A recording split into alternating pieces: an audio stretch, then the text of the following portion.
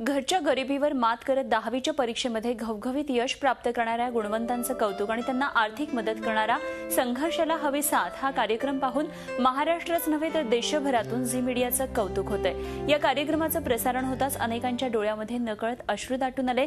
Zee 24 तासच्या ऑफिसमध्ये phone करून अनेकांनी या उपक्रमाचं कौतुक केलं। यातलेच एक म्हणजे 85 वर्षांचे ज्येष्ठ नाट्यकर्मी मोहनदास सुखटणकर। बघूया त्यांनी काय प्रतिक्रिया दिली आहे।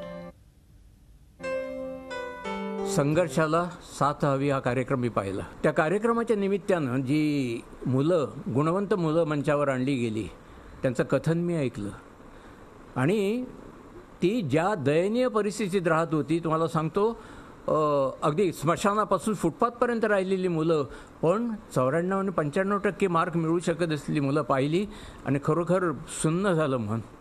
म्हणजे क्षणभर मला काही सुचेना। झी 24 तास रहा एक पाऊल पुढे।